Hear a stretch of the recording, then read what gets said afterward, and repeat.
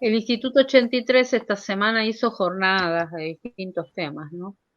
Y el lunes, los chicos del 83, bueno, me pidieron si podía trasladar a la otra semana, porque ellos están todos ahí en la jornada.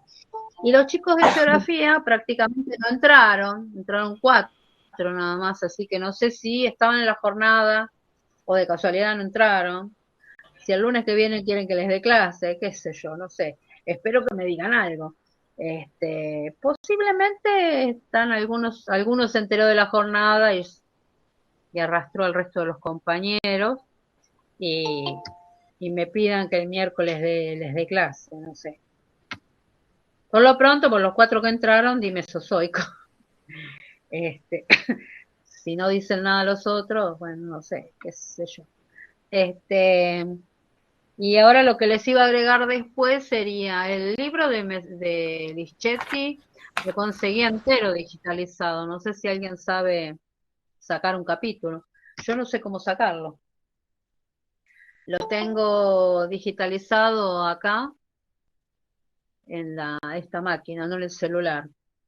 Y lo quise pasar al celular y no ingresa en WhatsApp, no ingresa Y por ahí en mi porque el correo. archivo es muy grande. Sí, porque yo lo quería llevar a que lo vea el chico que está en la sala de informática de la media uno, que él sabe hacer todo eso. No sé cómo mandárselo. No se lo pude mandar por WhatsApp. Él todavía no lo pudo encontrar, yo lo encontré en la web. Y bueno, él sabe cuál es el capítulo que tiene que identificar, porque fue alumno mío en la carrera de historia también. Así que más o menos maneja los temas que yo doy. Y bueno, no hay manera de separarlo. Y acá no probé de subirlo, a lo mejor lo puedo subir acá después. Y si no, nos vamos a manejar con los resúmenes que son puntualmente, si no tienen que leer un montón. Eh, lo que voy a agregar después sería toda la parte de la explicación del Mesozoico. El libro es Antropología de Lichetti.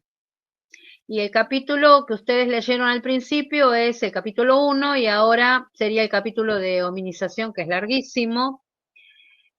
Por eso yo hice tantos resúmenes y agregué a mis resúmenes partes de un texto con permiso del autor, que es el que más me manda información, que es uno de los catalanes que está en Atapuerca, el sitio que este momento tiene mayor cantidad de hallazgos en España.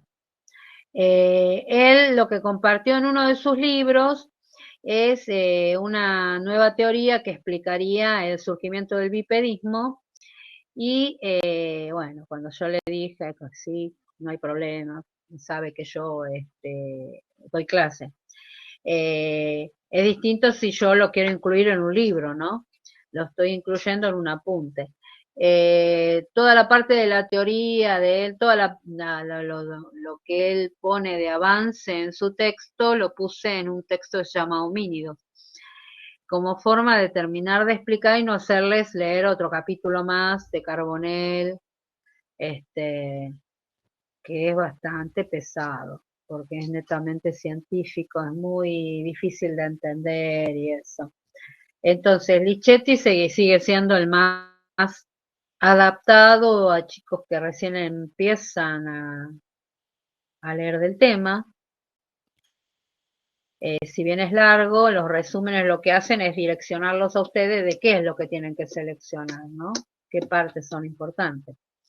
Y bueno, y agregué en esos apuntes solamente lo último, lo nuevo de Carbonell, eh, que es uno de los dos, Arzuaga y Carbonell serían uno de los dos principales de Atapuerca. En este momento vendrían a ser los, digamos, centros de donde se maneja toda la gente, eh, que se maneja toda la gente que trabaja con este tema, ¿no?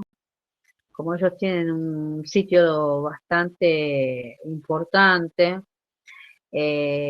manejan gran cantidad de posibilidades de trabajo, que ofrecen a todo el mundo, pero bueno, hay que pagarse el pasaje hasta allá, eso no está dentro de las posibilidades de un argentino.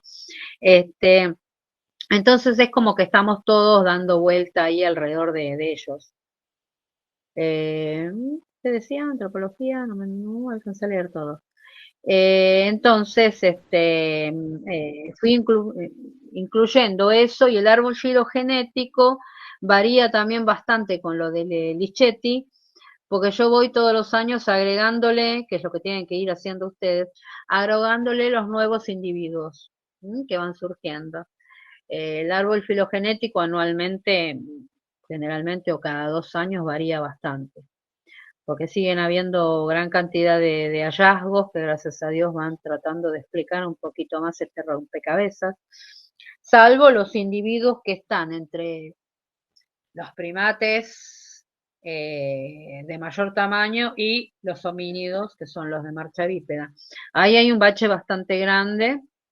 Tenemos individuos muy fraccionados que por ahí podés llegar a imaginar que este cambio en una parte ósea pertenece a alguien que camina en dos patas y puede no pertenecer a uno que camina en dos patas. Así que ahí está muy fraccionado y estamos a la espera de tener la suerte de que alguien encuentre un ejemplar mejor conservado y nos permita conocer un poquito más ese tema, ¿no? Eso es lo que tenemos más problemas. En cuanto al surgimiento de los primeros primates, también por mucho tiempo se creyó que surgen en el Cenozoico, en nuestra era.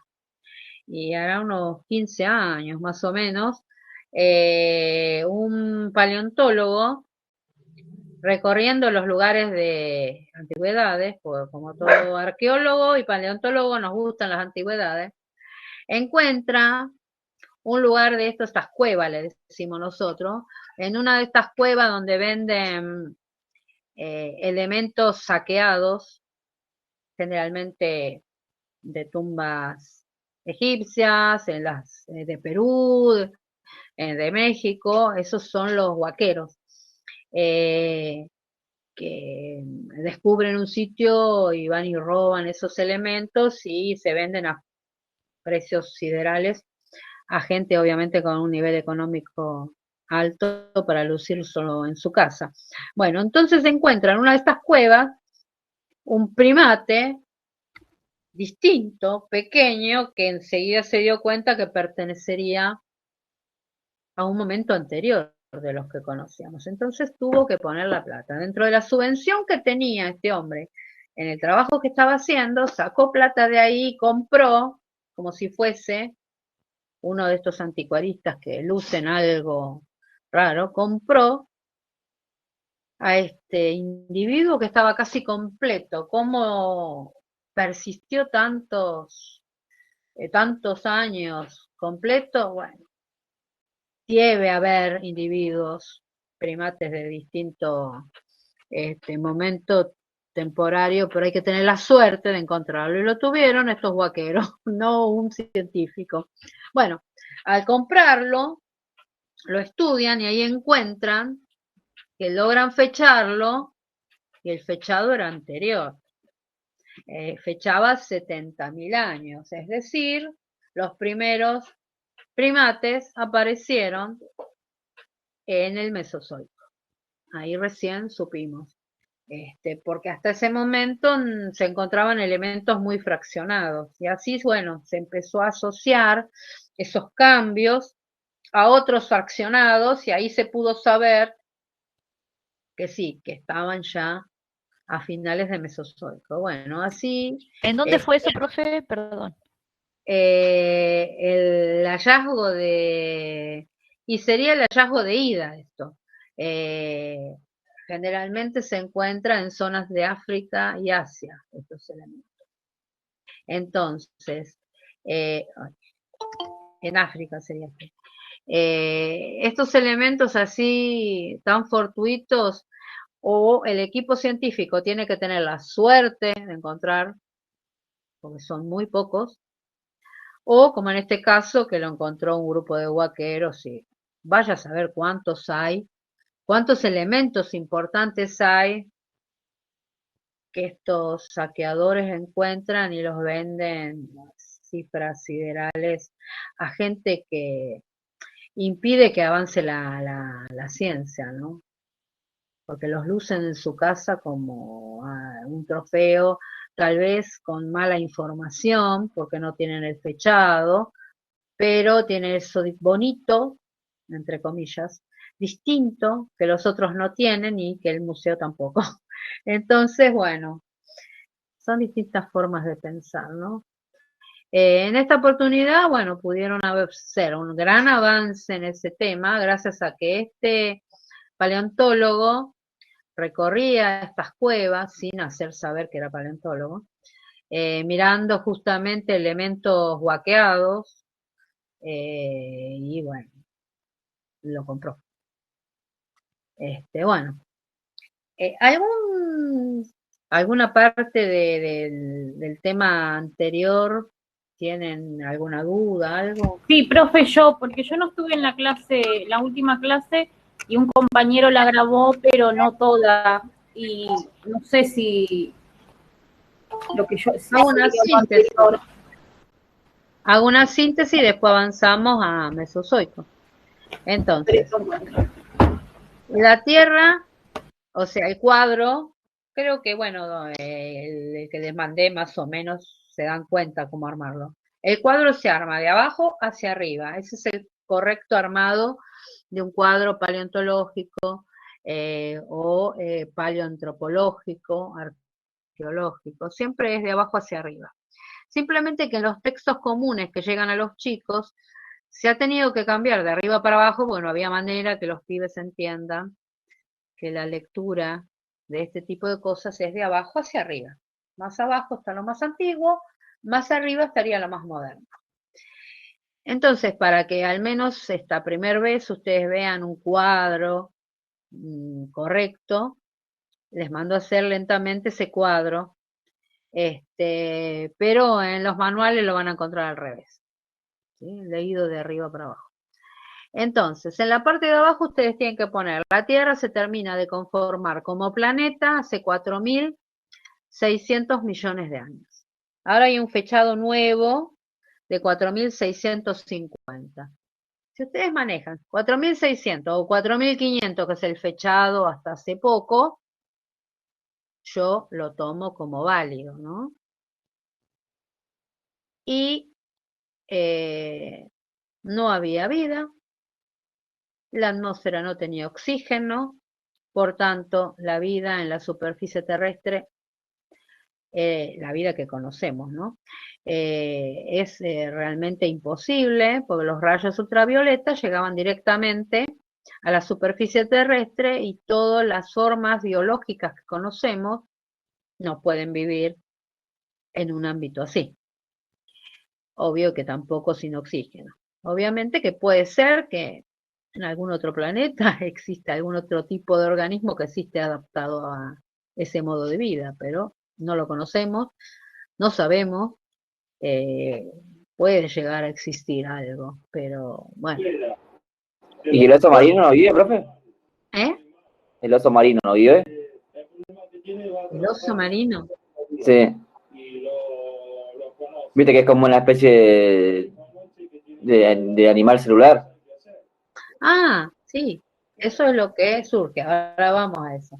O sea, que la vida era imposible que surja en la superficie terrestre. Lo que tenemos claro entonces es que la vida surge en el agua, que era el medio más Profe, ¿de qué estás propicio. hablando? Recién entré por eso. Del comienzo de la clase pasada.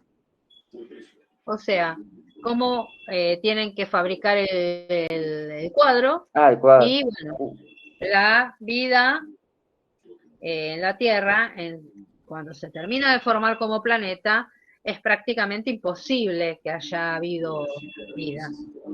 Ojo, que pudo haber habido, pero hasta el momento no encontramos evidencia. ¿Sí? Entonces, lo que yo les voy a dar es todo basado en evidencia científica. no significa que eso se pueda modificar gracias a hallazgos. Obviamente, pudo haber habido organismos más antiguos, pero deben haber sido pocos, y nuevamente, repito, tiene que tener la suerte el paleontólogo de caer en un sitio donde encuentren estos organismos. De momento, entonces... Agus, ¿puedes apagar tu micrófono por escucho Ok. tu tele? Perdón. Gracias. De momento sabemos que la Tierra se termina de conformar hace alrededor de 4.600 millones de años y que la superficie terrestre era imposible que existiese vida como la que conocemos. No había oxígeno y la vida, al menos hasta el momento que se ha encontrado evidencia, surge en el agua. No hay ninguna evidencia hasta hace 3.800 millones de años. Las primeras evidencias de vida en la Tierra tienen dataciones de 3.800 y 3.600 millones de años. Estos primeros organismos eran unicelulares, totalmente sencillos, eran como una burbuja donde todo lo que necesitaba para sobrevivir estaba ahí adentro dando vueltas. Por tanto, un organismo, cuando se reproducía, no necesariamente el organismo que sería la célula hija era exactamente igual. ¿Sí? Había la posibilidad que surja diferente. Entonces, estos primeros organismos eran unicelulares, totalmente sencillos, serían las células procariotas, que nosotros, seguramente ustedes lo escucharon hablar en biología, en secundario, ¿no? Luego aparecen las eucariotas, que son las que tienen núcleo. Nosotros tenemos células eucariotas con núcleo. Bien.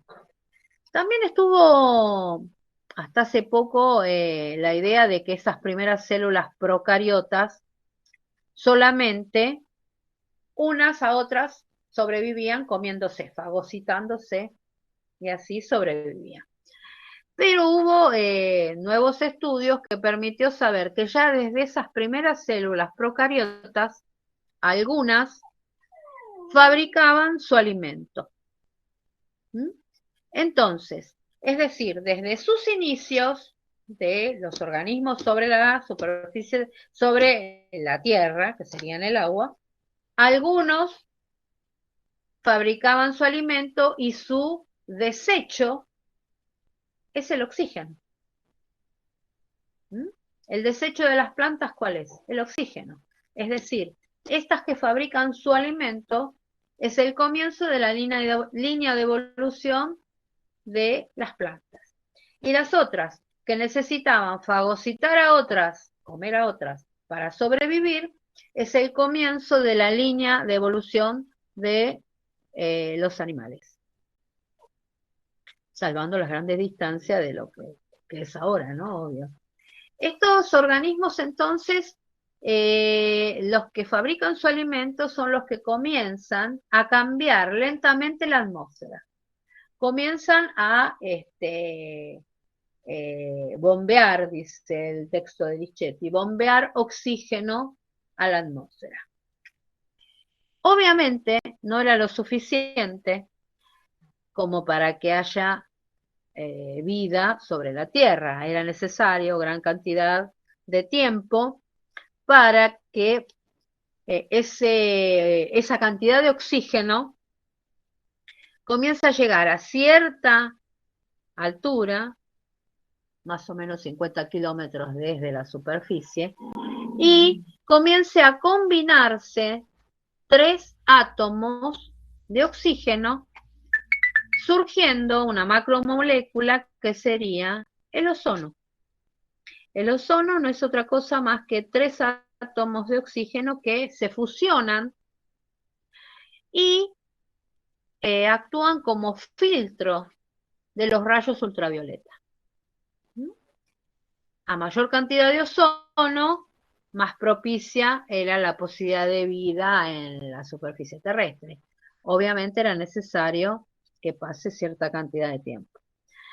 Mientras tanto, toda la vida se desarrollaba en el océano, en el agua.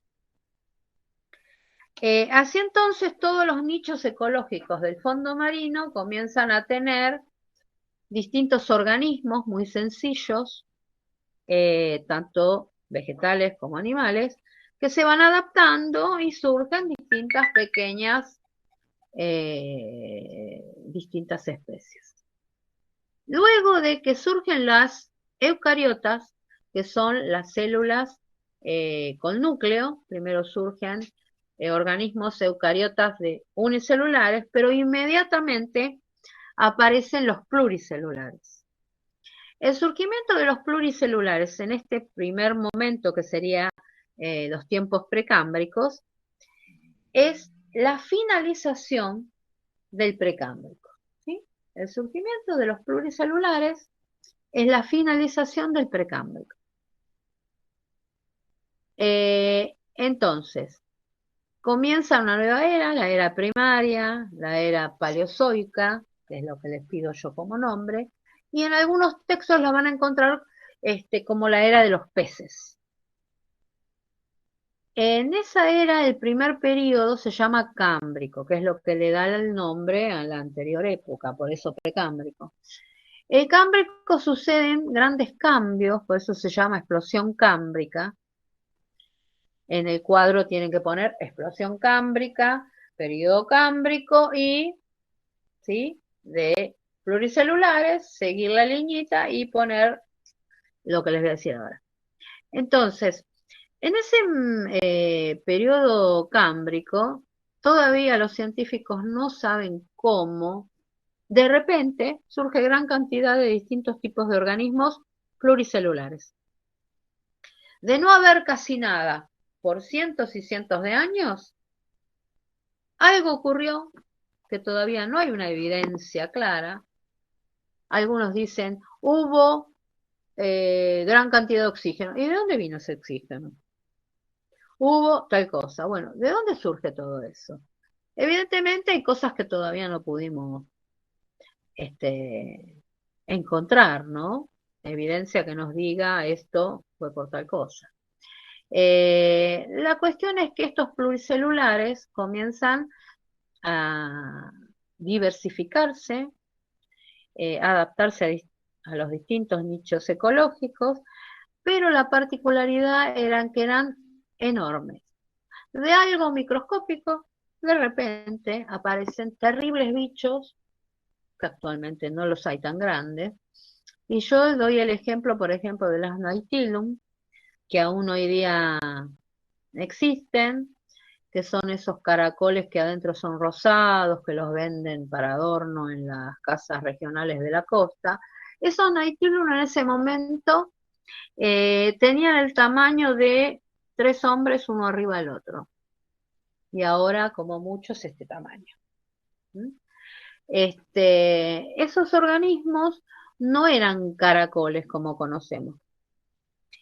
En la forma de caracol actualmente vive un tipo de babosa adaptado a vivir ahí, en esa casita, digamos. En cambio, en estos caracoles de Nautilium vive un animal muy similar al calamar. Entonces, en este primer momento aparecen animales similares al calamar, los Nautilium, que son como esos casi calamares, pero con su casita, que sería el caracol. Bueno, surgen infinidad de organismos, y todo de repente, y de grande tamaño. Dentro de los pequeños organismos que surgen en ese momento, a nosotros nos interesa uno en particular, que son los cordados. ¿Por qué? Esos estarían dentro de la línea de evolución hacia otros animales vertebrados. Los cordados son como si fuera una esponja con un hilito central, y en la base del organismo tiene un lugar donde se fabrican órdenes que transmite por ese cordón central al resto del organismo. Estos cordados el nombre por el cordón central, no son otra que el origen del cerebro central, ¿sí? Y el cordoncito, la columna vertebral. Estos cordados hay distintas especies, incluso hoy día. Los científicos compararon el cordado que tiene una larva idéntica al pez, que es el tunicado. El tunicado es el cordado que estaría dentro de la línea que evoluciona a vertebrado. El tunicado y los peces tienen la misma larva, pero en un momento el tunicado se resuelve como tunicado, algo sencillo, y la otra larva sigue creciendo y formándose hasta que surgiría un pez.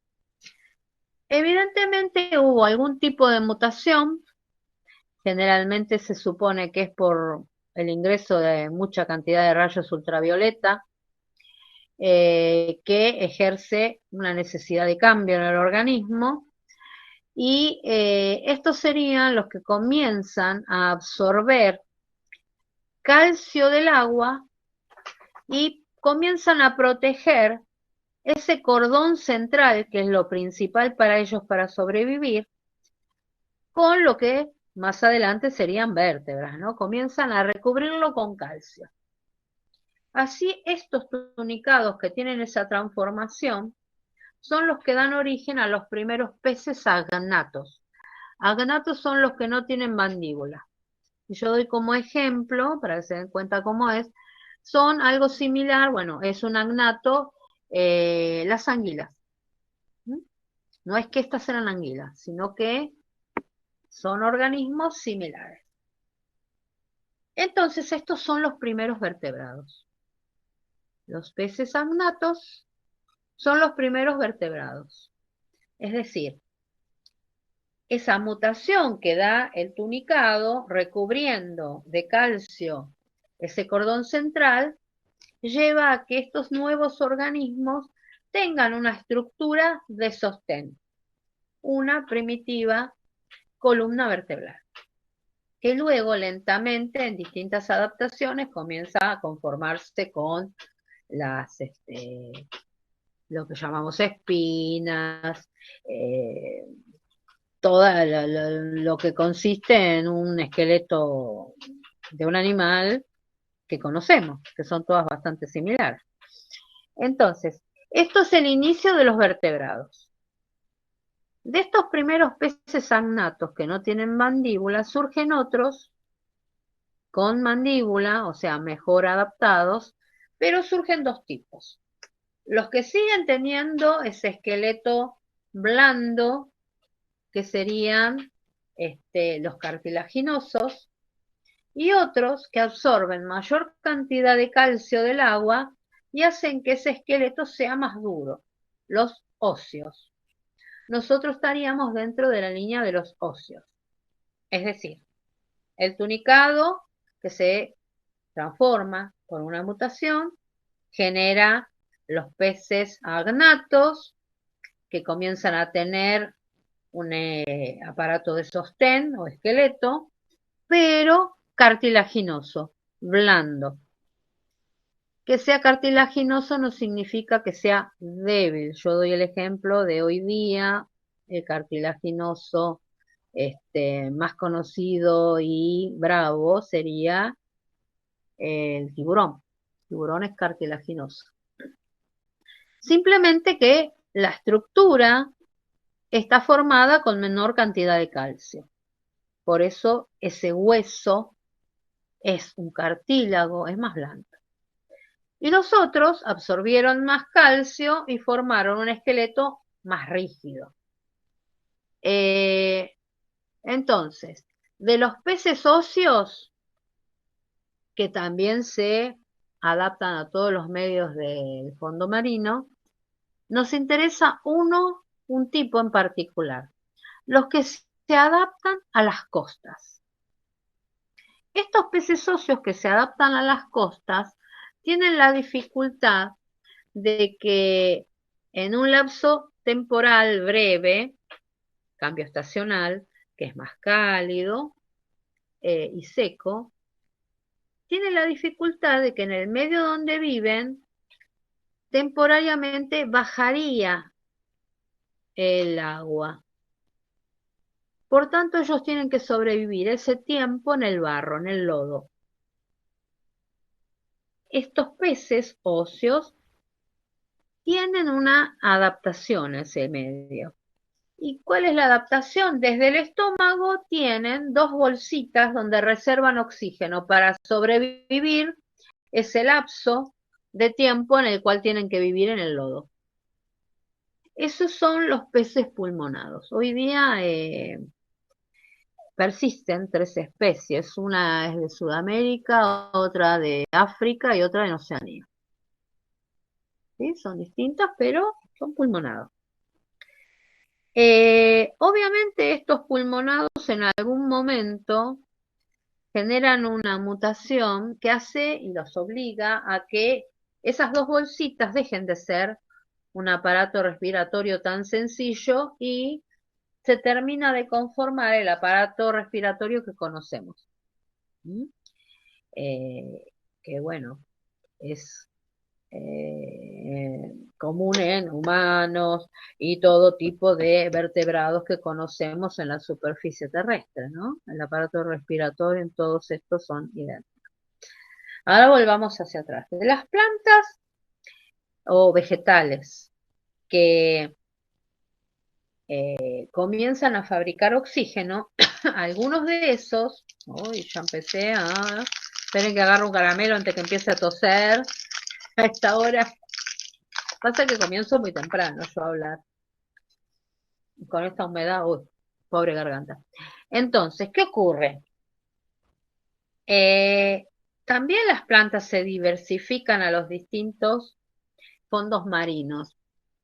Y el cambio que hay en la atmósfera lleva a que algunas de estas que tienen básculas, es decir, de una alga madre, sale una ramita y en la punta surgiría una alga idéntica, una alga hija.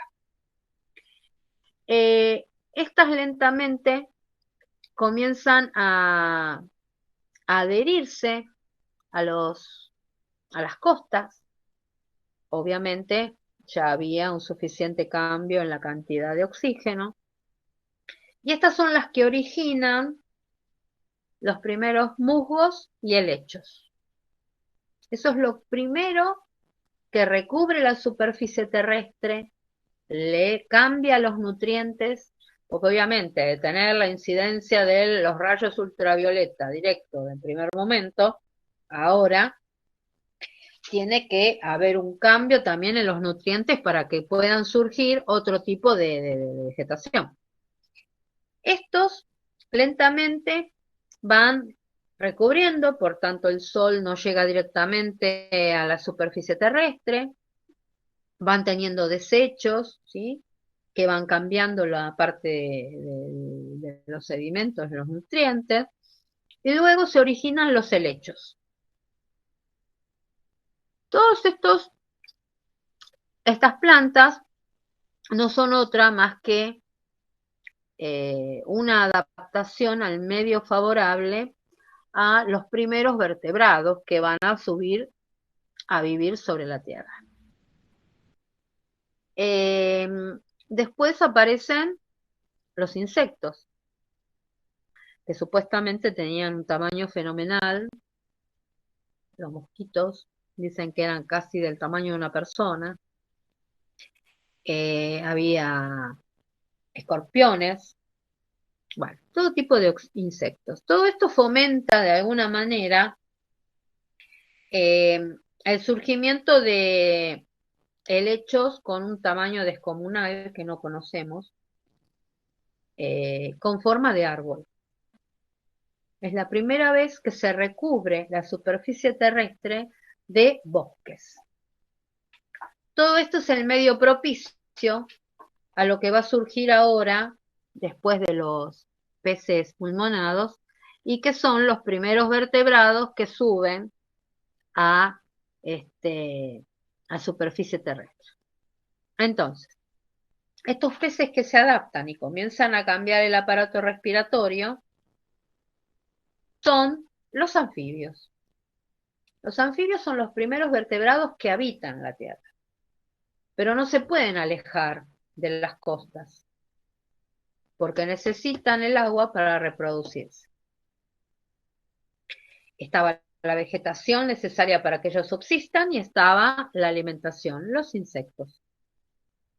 Pero necesitaban el agua porque al reproducirse, igual que los peces, necesitan que una parte de su vida esté en el agua.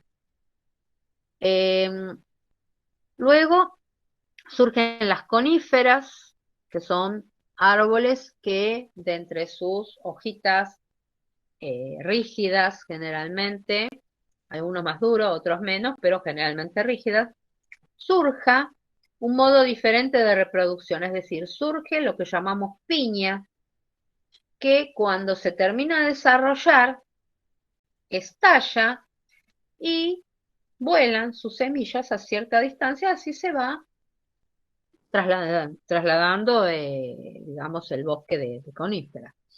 A todo esto hubo un pequeño periodo en el Paleozoico en el cual hay un momento totalmente seco y los que mueren y no surgen nunca más con ese tamaño son esos ocupantes de ese primer bosque, que son los grandes helechos.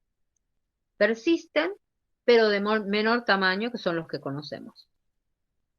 Ese periodo se llama carbonífero, que es justamente hay especies animales también que mueren. Esa primera y gran extinción es la que corresponde a la formación de lo que hoy día es para nosotros el carbón de piedra o vegetal, el petróleo, el gas natural. Entonces, estos cambios llevan a que, bueno, haya un cambio en la vegetación. Algunos de estos anfibios tienen que comenzar a adaptarse, a tener cambios también. Eran evidentemente muy lentos, se les llama anfibios acorazados. Hoy día no hay ninguno. Eran algo como muy redonditos, con patitas lentas, por tanto, si bien son anfibios, no tienen nada que ver con los anfibios que conocemos hoy día, que en general tienen la capacidad de saltar, digamos. Tienen una cierta agilidad bastante pronunciada con respecto a lo torpe que eran estos. Entonces, comienzan a adaptarse a este cambio de vegetación, estos anfibios, y algunos de ellos, lo que hacen en su cambio es, más que tener una cierta agilidad y adaptación a este nuevo medio, sino que comienzan a recubrir sus embriones con calcio, es decir, surge el huevo amniótico. Y ya no necesitan del agua. Comienzan a ponerlo en lugares protegidos sobre la superficie terrestre. Algunos necesitan volver al agua porque tienen una adaptación a vida en el agua, pero muchos otros se desprenden del agua, salvo para tomar agua, y comienzan a adaptarse a los distintos nichos ecológicos todavía no conquistados por ninguna especie animal. Así es como van lentamente surgiendo distintos tipos de reptiles. Ahora, el surgimiento de los reptiles marcaría el final de el Paleozoico o era paleozoica. ¿Por qué? Porque los reptiles marcan una era muy particular que sería la siguiente, el Mesozoico, el tema que quería dar hoy. No sé si esta síntesis más o menos les sirvió. ¿Hay alguna? Sí, profe, porque yo no sabía si usted había empezado a hablar antes, pero yo tengo anotado que empezó a hablar desde cuando databa la Tierra, así que todo lo que dijo lo tengo, por suerte. Tenía dudas que si faltaba algo. Más o menos había explicado lo del Big Bang, que también es una teoría que está puesta un poco de tela de juicio. Es una teoría, no está probado que así se haya formado el universo. Así que bueno, como lo nuestro más que nada es la evolución de organismos hacia el hombre, eso lo pasé un poco por arriba, y bueno, y ahora llegamos a una de las eras más importantes. Si bien el Paleozoico es Disculpe, importante por profe, sí, disculpe la interrumpa, pero quisiera saber cómo separar lo del precámbrico y el cámbrico durante el Paleozoico, porque me quedé en eso que no entendí. bien. El precámbrico termina cuando aparecen los pluricelulares, es decir, vos tenés 4.600 millones de años, se termina de conformar la Tierra como planeta. En la columna del lado pones, la atmósfera no tenía oxígeno. De ahí sacas una liñita hacia arriba y pones 3.600 millones de años barra 800, primeros organismos con vida. Y le pones procariotas. ¿Mm? Profe, Luego sacas, ¿esa información la va a mandar en textos? ¿cómo? ¿Esa información la va a mandar en los textos? ¿En el Está Word? Ah, está en los bien. dos textitos que les vi está el resumen ahí, incluso con las flechitas y eso. Entonces, de procariotas sacas otra liñita hacia arriba que digan eucariotas. A la altura de procariotas, en la línea del lado, colocan de estas células, algunas fabrican su alimento y comienzan a bombear oxígeno a la atmósfera. Es decir, empiezan a cambiar la atmósfera. Cuando colocas eucariotas, inmediatamente pones una flechita, pluricelulares, y pones una línea que cortaría lo que de ahí hacia abajo sería precámbrico y de ahí hacia arriba sería el paleozoico. Recién ahí completan el costado, la primera hilera, por el tamaño de espacio que le lleve. Si no, van a poner acá abajo precámbrico y va a seguir hasta arriba, ¿sí? Entonces, ahí terminaría el precámbrico y ahí llenan el casillero, el primer casillero, que ponen precámbrico. Bueno, el final del precámbrico marcaría el principio del paleozoico, en la única era que tienen que nombrar, o en un lado o en el otro, es el cámbrico. El cámbrico es la primera era del paleozoico que todavía no tuvo una explicación en sí de por qué. De organismos unicelulares o pluricelulares muy pequeños, de repente aparecen cientos de distintas especies y encima muchas de ellas con un tamaño bastante grande, que hoy día no la hay. Eso se llama explosión cámbrica. Dentro de la explosión cámbrica tenés que poner explosión cámbrica, una liñita, cordados. De cordados, una línea hacia arriba, tunicados. ¿Mm? Podés explicar al costado, bueno, que los cordados son organismos con un cordón central y en la base, esa explicación iría en la tercera columna. En la parte de tunicados podés explicar que tienen la larva idéntica al pez y que evidentemente por una mutación comienzan a conformar un recubrimiento en ese cordón central como forma de protección. De ahí sacas una liñita, primeros vertebrados, peces agnatos. ¿Mm? Toda la explicación de cada individuo que pones acá en la tercera columna podés explicarla con detalle, con mayor o menor detalle, lo que vos consideres mejor. Desde agnatos sacás dos líneas, peces cartilaginosos, peces óseos. Y de los peces óseos sacas otra liñita porque esa es la línea. ¿Mm? Y pones peces pulmonados. En la tercera columna vas aclarando todo lo que vos querés de estos individuos, ¿no? Y así es como va yendo, con liñitas hacia arriba, todos los individuos importantes. A vos la línea central se va a servir para repasar el día que tengas que dar un final. Tenés ahí ya todos los individuos importantes relacionados con lo que estamos nosotros estudiando. En un cuadro paleontológico tal vez vas a encontrar insectos, esto, lo otro, un montón de líneas que a nosotros no nos interesa, salvo nombrarlos, que aparecen y que son la base de alimentación de los anfibios, ¿no? Salvo eso, otro tipo de dato no es importante para nosotros, porque no está dentro de nuestro interés. Estamos viendo cómo evoluciona lo que a la larga va a terminar en mamíferos y primates. No es tan difícil. Lo que tienes que descartar de los textos toda la otra información de distintos otros organismos.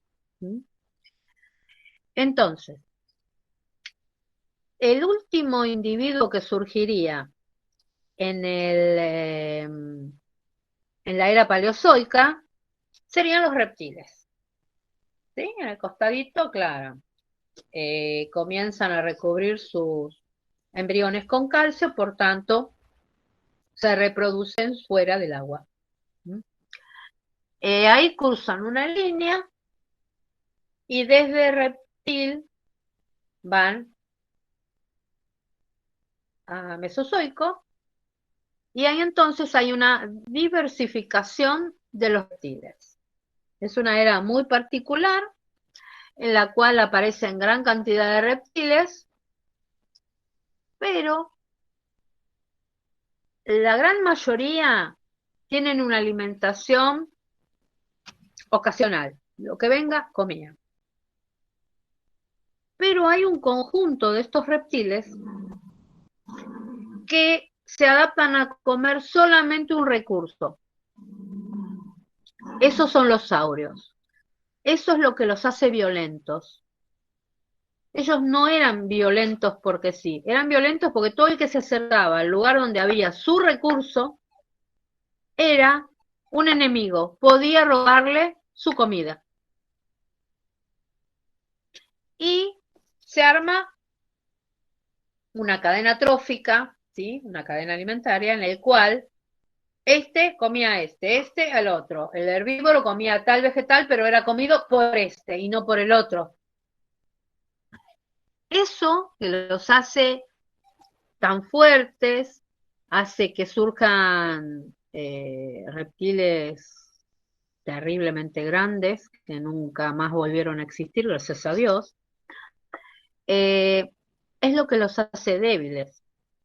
Porque al momento de un pequeño cataclismo y pierden su alimento, mueren. Que es lo que les pasó en realidad. Así, como si fuera un dominó, mueren todos los saurios. Después llegamos y les explico bien. Entonces, tenemos dos tipos de reptiles. Los reptiles saurios, comúnmente llamados dinosaurios, y los reptiles comunes.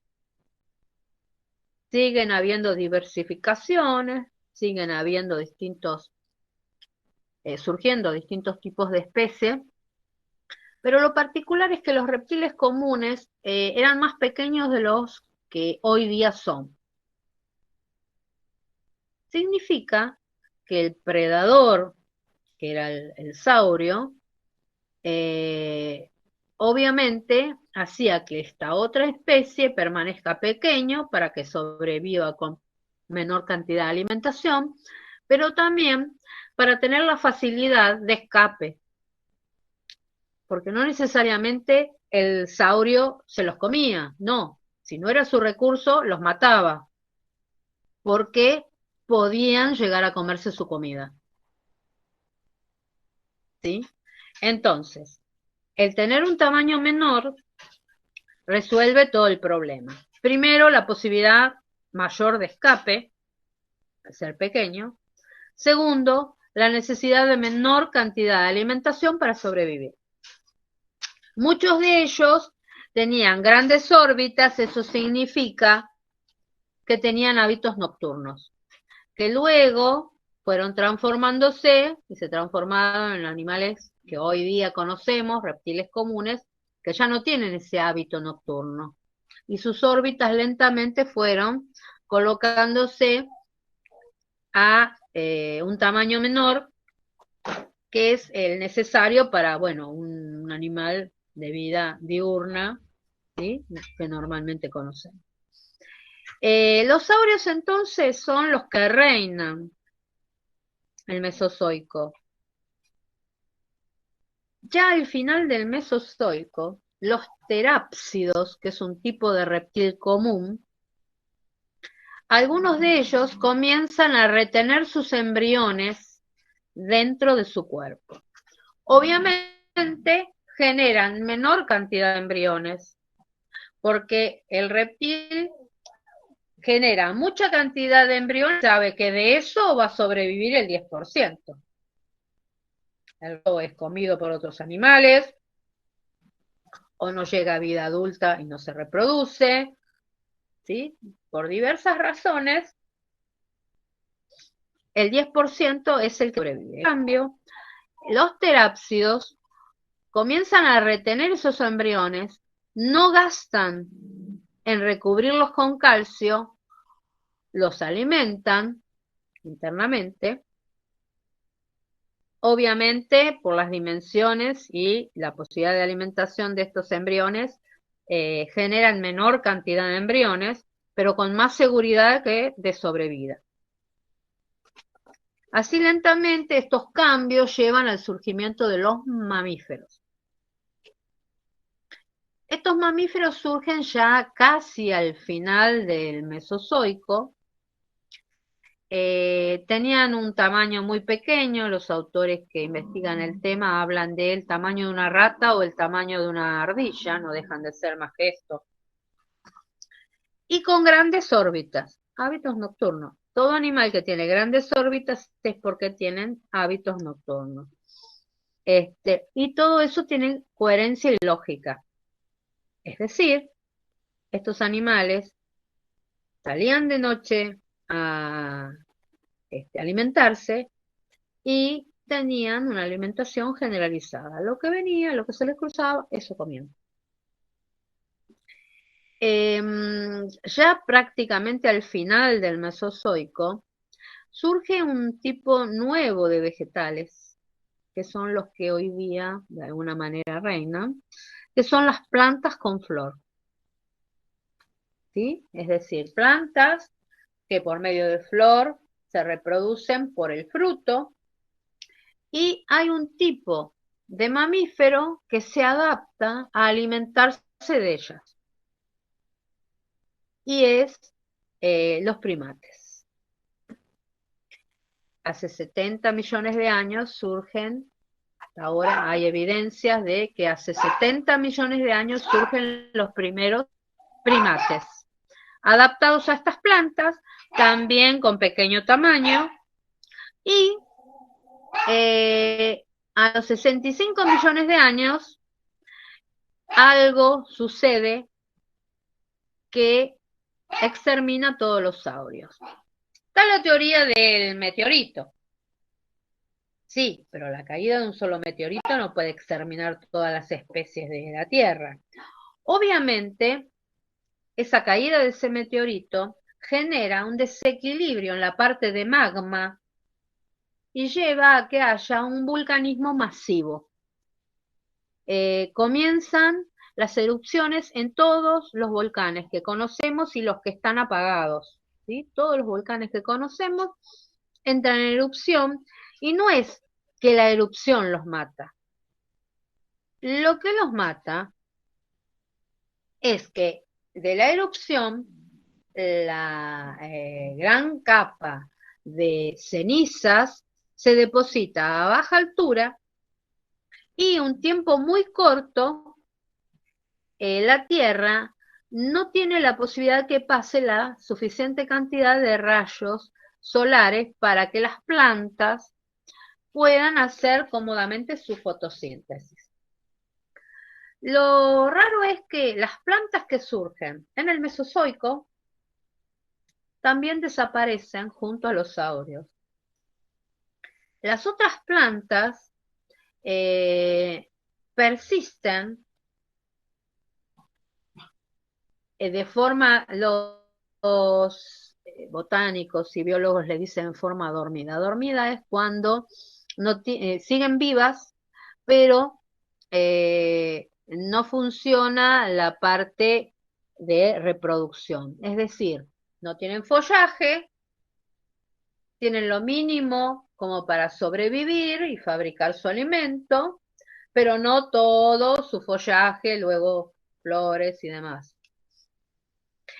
Esas plantas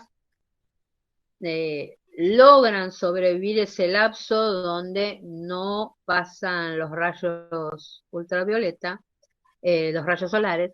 Pero ¿qué ocurre? Los herbívoros saurios no tienen su alimento, esos herbívoros son parte de la alimentación de otro saurio y así sucesivamente. Por tanto, el inicio de esa cadena trófica o alimentaria mueren todos como un dominó. ¿Por qué? Porque están adaptados solo a un recurso. ¿Quiénes fueron los fuertes en ese momento y sobrevivieron hasta el día de hoy? Los que tenían una alimentación diversificada. Eran pequeños, vivían siempre escondidos de estos gigantes, y esos son los que sobreviven. Entonces, lo que se tiene bien claro es que el final del Mesozoico es hace 65 millones de años. Es uno de los fechados más seguros, porque se han fechado en todo el mundo. ¿Y qué es lo que se fechó?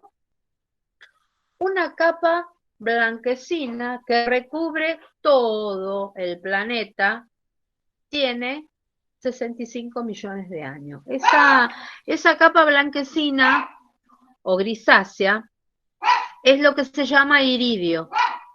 El iridio no existe en la superficie terrestre. Es decir, proviene de algo que sucedió en el cosmos, que estaría asociado a este meteorito que cayó y algo que sucede y que lleva a que genere vulcanismo masivo.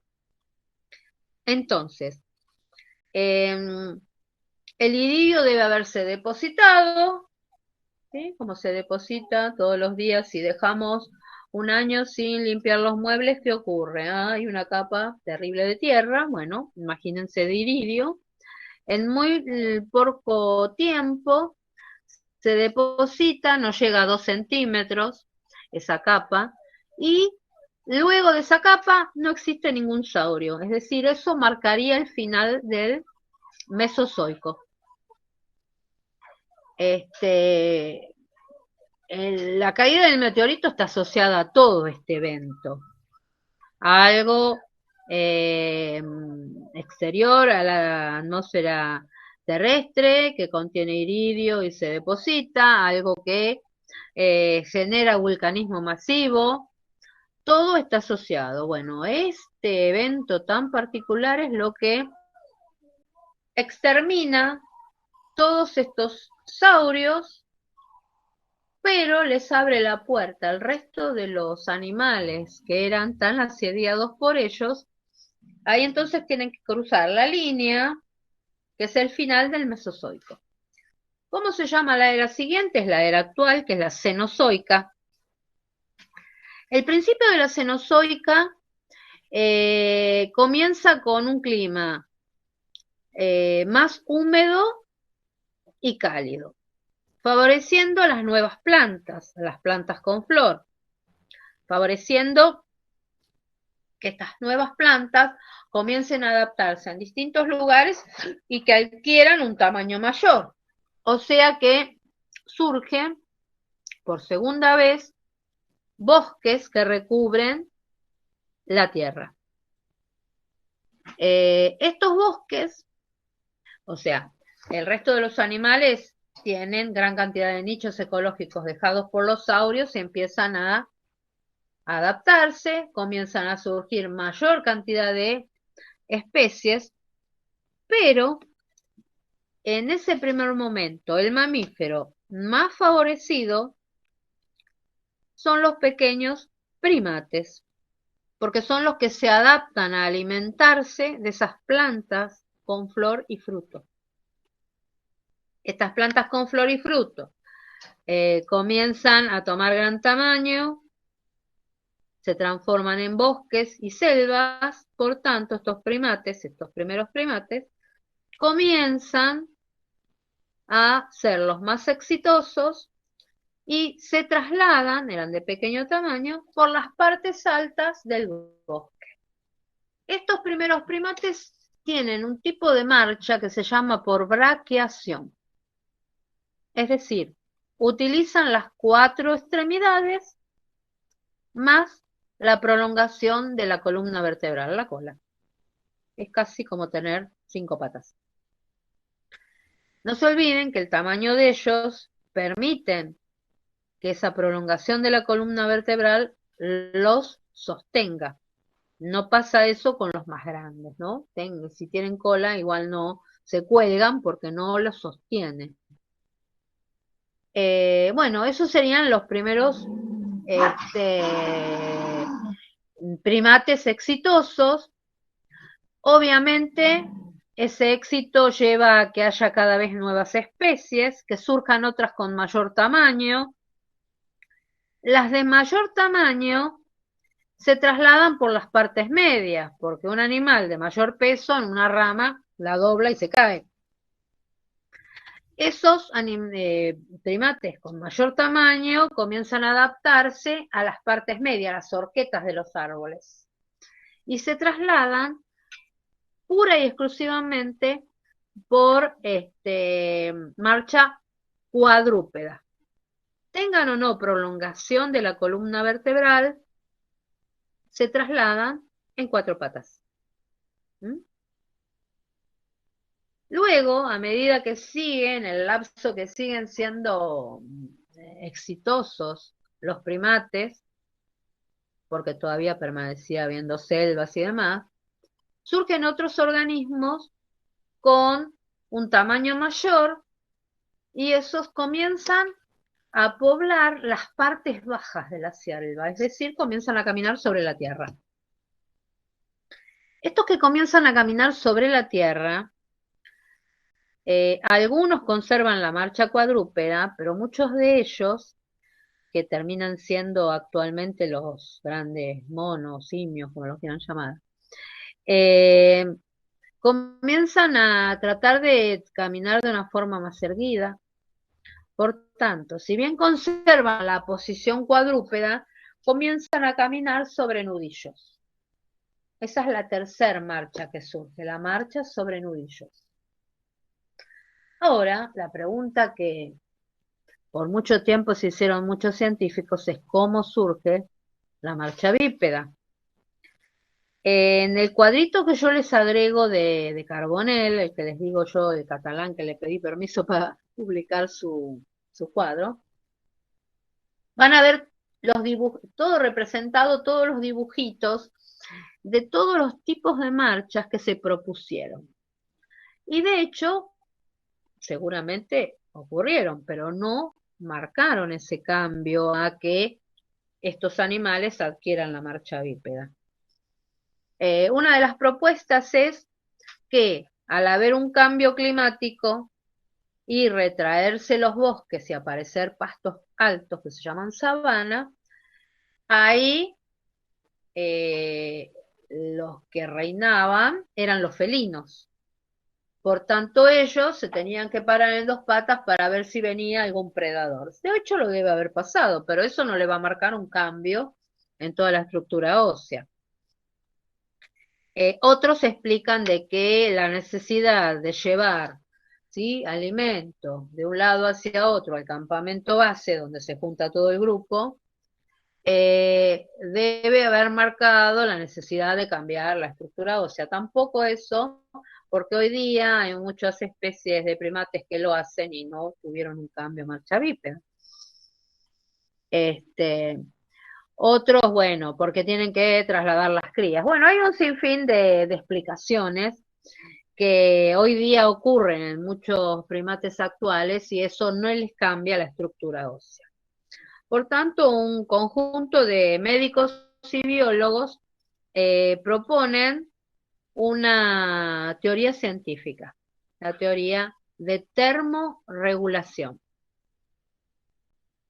¿Qué ocurre cuando estamos expuestos al sol? Van a la playa. Transpiramos. ¿Por qué? Porque es una reacción normal del cuerpo. Cuando estás expuesto al sol, obviamente levantas la temperatura y el cuerpo inmediatamente comienza a transpirar para termorregular la temperatura, bajar la temperatura, mantenerla estable. ¿Sí? Lo que proponen estos médicos es que eso sí podría haber cambiado la marcha cuadrúpeda sobre nudillos a marcha bípeda. Es decir, si estos animales están en un manchón de bosque, terminan todos los frutos y tienen que trasladarse a otro manchón de bosque, ¿sí? Para conseguir comida, un animal, ¿cuándo sale a buscar comida? Cuando tiene hambre. Es muy raro que un animal felino ataque si no tiene hambre. ¿Mm? Salvo que se sienta en peligro de que ese otro animal lo pueda lastimar o lastimar su cría. Pero en general un animal sale a buscar comida cuando tiene hambre. Y si tiene hambre es porque tiene poca energía. Y para refrigerarse es necesario tener energía. Por tanto, ¿qué nos dicen estos médicos? Estos individuos, a medida que iban caminando bajo el sol, el calor que sentían llevaba a que ellos sentirían que parados, aunque con dificultad, los saltitos, caminando, lo único que se les calentaba era la parte superior, la cabeza. Por tanto, tenían la suficiente energía para poder refrigerarlo. En cambio, si iban en cuatro patas, ¿sí? Cada vez les subía más la temperatura y quedaban extenuados. Entonces, ya de por sí el animal se para en dos patas.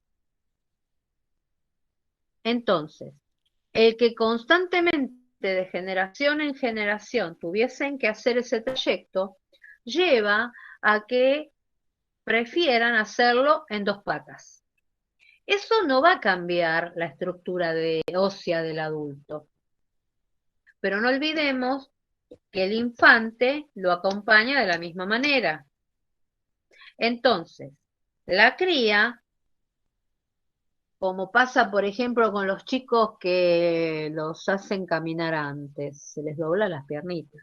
Es decir, la estructura ósea de un infante, una cría, un niño, es blando. Por tanto, si estos pequeños acompañaban a los adultos también de la misma manera, tenían la posibilidad de que sus caderas se cambien, se abran, y que su columna cambie. ¿Cuáles son las dos características para reconocer un bípedo? Las caderas son más abiertas, preparadas para la marcha bípeda, y un animal que camina en cuatro patas, esta es la cabeza, esta sería la columna, la cabeza pende para abajo. En cambio, en la marcha bípeda, si estamos así, nos caemos para adelante, para atrás. Necesita la columna insertarse un poquito más adentro, no el centro, pero un poco más hacia adentro del cráneo. Eso es lo que nos permitió a nosotros liberar el crecimiento cerebral, bueno, todo eso viene después. Entonces, estos pequeños seguramente hacían ese cambio y persistían el resto de su vida con la comodidad de caminar en dos patas, a los saltitos por las manitos que seguían siendo las de los primate que son 5 dedos, pero al tener cría nacían en la otra situación, adaptados a marcha cuadrúpeda. Seguramente después de cientos de generaciones marcando obligadamente este cambio, debe haber habido un cambio de forma de mutación que esas características las absorbe y quedan marcadas en la dote genética, no de una generación a otra, cientos de generaciones. Entonces, ahí sí comenzaban a nacer con leves cambios que a la postre, después de muchas generaciones, terminan conformando individuos con las características propicias para marcha bípeda total.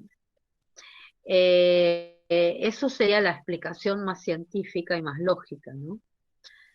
Que ese cambio fue muy gradual y fue por una situación muy particular que es la termorregulación, que tiene bastante lógica. Bien, entonces, después les voy a compartir este apunte que se llama homínidos y el árbol filogenético para que lo vayan viendo, no se asusten, tienen muchos nombres. Los primeros que podemos comprobar que tienen ya en su dote genética esa estructura de caminar en dos patas son los Ardipithecus. El Ardipithecus lo tenemos en el inicio de este árbol filogenético, que lo van a ver apaisado y el inicio empieza acá a la mitad. Viene un individuo, otro, y de ahí hay una línea para arriba y otra línea para abajo, que abajo estarían todos los homos, los que más nos interesan. El Ardipithecus está ya comprobado que tenía en su dote genética la marcha bípeda. Hay varios otros ejemplares que algunos autores los ponen como anteriores al Ardi, pero están en tela de juicio porque son individuos muy fragmentados que tal vez adquieren un cambio, pero no toda la totalidad para tener una marcha bípeda como la que conocemos. Por tanto, algunos autores lo colocan, pero yo opto por los que científicamente ya están comprobados que tienen marcha bípeda. O sea que nuestro árbol va a empezar en el Ardipithecus a la mitad de la página, apaisado, y van a ir viendo, se vayan viéndolo lentamente, después lo van a aprender sin darse cuenta. Primero los impacta los nombres raros, pero bueno, ese sería el comienzo de la marcha bípeda. La marcha bípeda es propia de los homínidos. Nosotros somos los únicos homínidos vivos en este momento, al menos que conocemos sobre la Tierra, ¿no? Hubo épocas en las cuales coexistieron en el mismo momento temporal en distintas zonas, distintos tipos de homínidos. Todo lo que está dentro de ese cuadro que yo les voy a dar, que es una sola hoja, son individuos que caminan en dos patas. ¿Por qué hago esta aclaración? Porque muchos creen que los primeros que comienzan a caminar en marcha bípeda eran los erectus. No. La denominación de Homo erectus fue dada porque ese individuo fue encontrado hace mucho tiempo y se creyó en ese momento que eran los primeros que caminaban en dos patas. Después se empezó a encontrar otros elementos que terminan el cuadro que ustedes van a ver. Hay muchos más individuos intermedios que no los pongo para que no tengan que aprender tantos nombres, pero no quiero esa confusión, porque uno de los temas que marcaría que no prueben un final es que me digan que los únicos que caminamos en dos patas somos los Homo o que el Erectus es el primero que camina en dos patas, ¿sí? Todos los homínidos, todos los que están en ese árbol filogenético homínido, caminan en dos patas. El único que tiene los pies diferentes es el Ardipithecus, que tiene manitos en los pies. Por tanto, se cree que deben haber caminado de esta manera. Tiene manitos en los pies y los brazos son muchísimo más largos. A medida que estos organismos comienzan a caminar en dos patas, esos brazos largos ya no son necesarios. Por tanto, de una especie a la otra van siendo más cortos hasta llegar a la dimensión de los que tenemos nosotros actualmente, ¿no? Ese es el único que marcaría un cambio más grande, pero el siguiente, que es un Australopithecus anamesis, ya tenía piecitos como el tamaño de un niño, porque eran peticitos, iguales a los nuestros. Es decir, en ese lapso seguramente nos falta uno o varios individuos que han hecho ese cambio. Por empezar, es juntar los dedos para que sea más sólida el sostén para caminar rápido. Que el dedo gordo se traslade bien hacia arriba y estén emparejados y ahí se termine de conformar esa hiperadaptación que nosotros tenemos a marcha bípeda.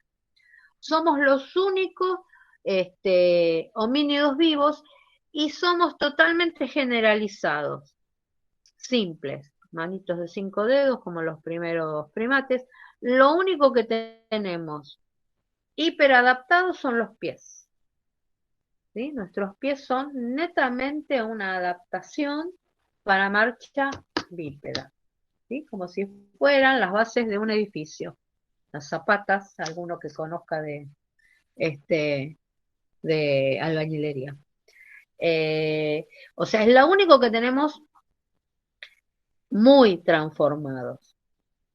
Entonces, el que seamos grácil, se le dice dentro de nuestra ciencia, que seamos sencillos, grácil sería sencillo, permite que gracias a otra facultad que nos permitió la marcha bípeda, el tener el cráneo libre, el animal dijimos, está la columna, acá la cabeza cayendo para abajo, no puede crecer su cerebro. En cambio, nosotros parados con la columna acá en la parte de atrás, permite que siga creciendo, obviamente no de una generación a otra, ¿no? Esta posibilidad de tener mayor intelecto. Eso nos da la posibilidad de fabricar algo muy particular, que son elementos extrasomáticos, externos a nosotros, que es la cultura. La cultura es lo que nos permite permanecer y adaptarnos a todo medio ambiente. Si hace calor, fabricamos un elemento que nos proteja del sol para no morirnos de calor y un elemento que nos ventile. Bueno, ahora tenemos el aire, cada vez mejor.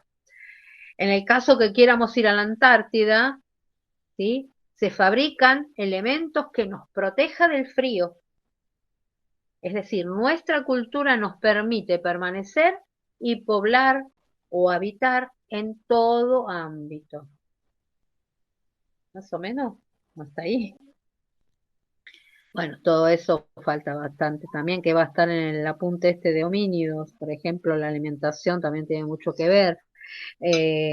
No podemos saber si el resto de los homínidos que no tenían herramientas y no eran homos, cuál era la proporción de carne que ingerían, pero seguramente en esa alimentación generalizada algo de carne ingerirían y eso permitía que lentamente aumente también el cerebro.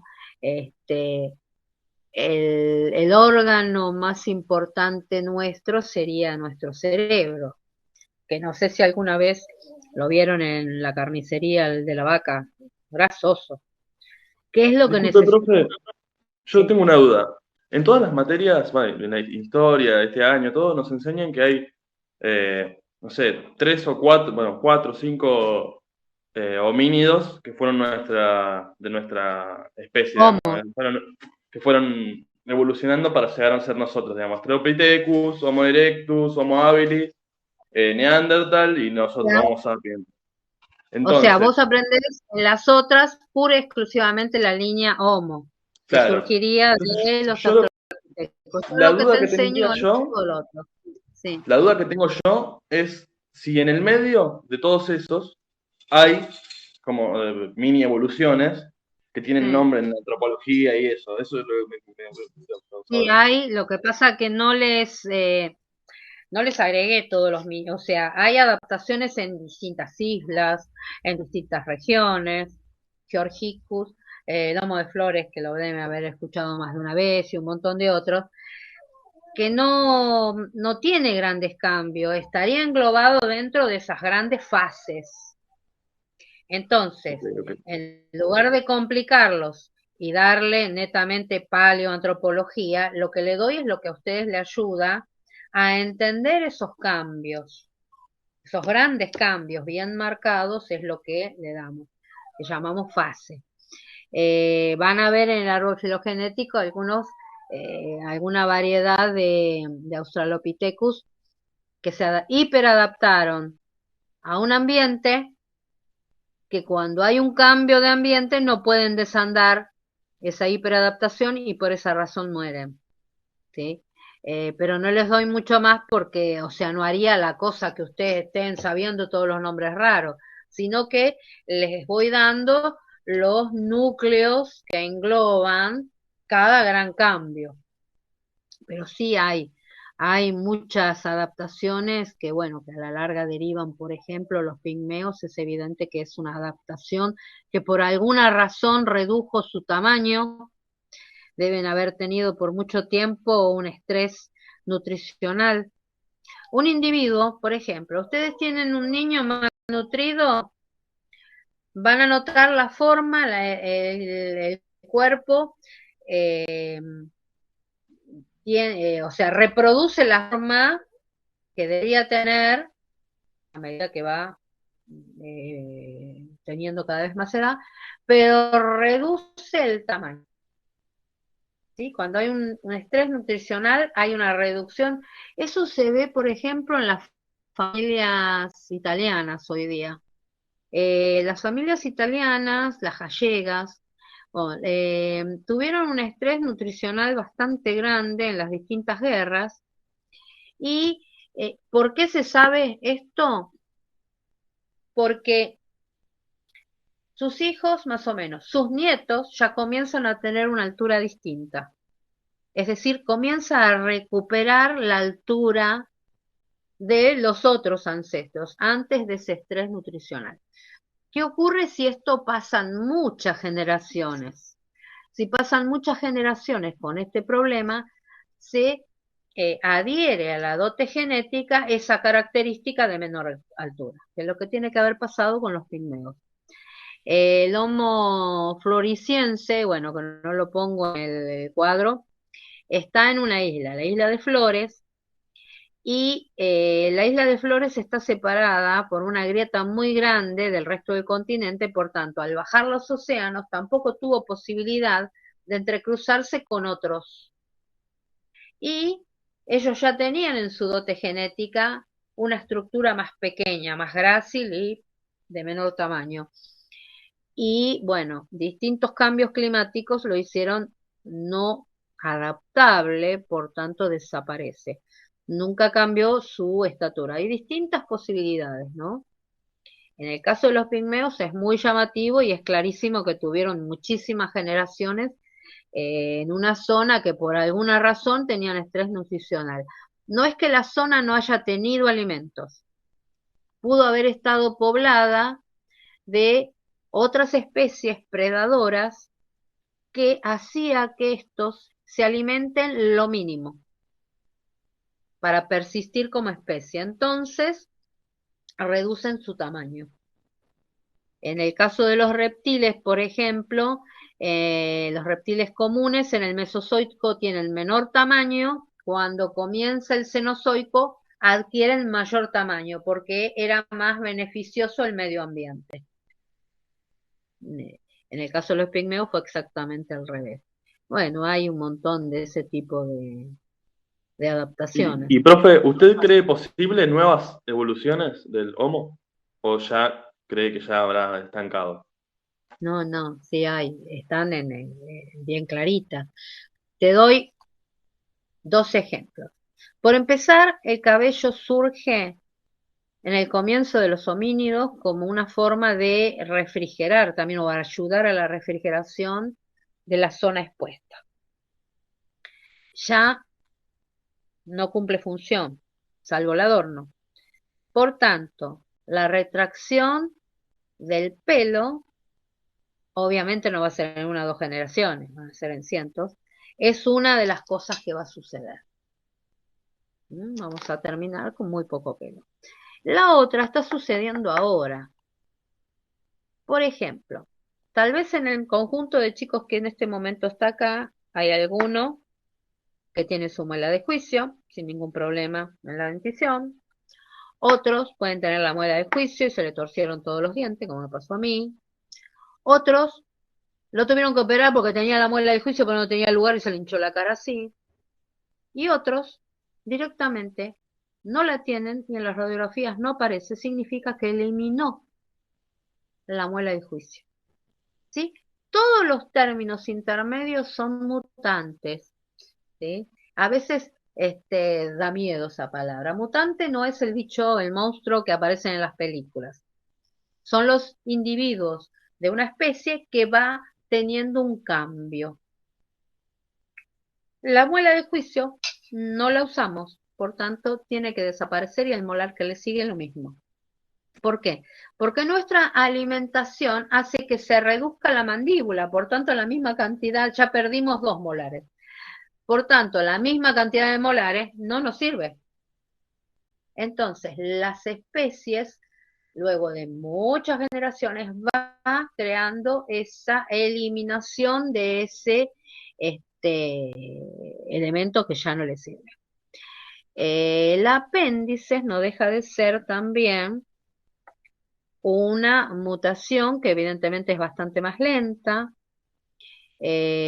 Nosotros necesitamos menor cantidad de aparato digestivo para digerir nuestra alimentación, por tanto, lo que nos sirve empezó a retraerse y está en ese momento. Lástima que cada 2 por 3 causa bastantes problemas. El apéndice tiene que desaparecer. Está en bien de desaparición, obviamente, qué sé yo, tal vez dentro de 100 y pico de años va a empezar a surgir algunos que tienen apéndice, otros que ya no la tienen, como estamos con lo de la muela. Y bueno, algunos científicos muy aventurados dicen que vamos a perder un dedo porque el chiquito no sirve, el del pie tampoco. Hay propuestas científicas, pero no va a ser ya. Ni va a ser nuestros nietos ni bisnietos, va a pasar tiempo. En este momento estamos eliminando el volar. Está constantemente en cambio. No sé si llamar eso evolución. Sí, evolución. ¿Para qué vamos a fabricar una muela que no vamos a usar? Además, la mandíbula, cuanto más reducida, menos menos hueso, menos elementos a mantener en la alimentación, pero son miles y miles de años. Tal vez dentro de 2000 años pueda llegar a haber algunos con menos pelo, y con algún otro de los cambios, eso que dicen del dedo, pero tarda muchísimas generaciones. Sí, es muy probable que sí, que tengamos un cambio grande, pero miles de años, ¿eh? Es medio difícil de imaginar, la parte geológica lo mismo, ¿no? Abarca grandes años, grandes cantidades de años, que no está dentro de lo que dura la vida humana, por tanto es difícil imaginarnos, ¿no? Pero sí, es muy probable que tengamos grandes cambios. Sí. Así que bueno, todos esos dibujitos medio raros que a veces aparecen no es improbable. Y la cuestión mutantes puede salir los monstruos esos que aparecen en las películas, pero en realidad el mutante es el organismo que está cambiando y adaptándose al nuevo modo de vida de esa especie. No es un bicho, es un individuo que está eliminando algo que ya no utiliza, pero no es una sola generación. Así que bueno, bueno, después, no solo la ingesta de carne es importante en este cambio, sino que, bueno, de alguna manera es el impulsor de la posibilidad del aumento de capacidad craneana.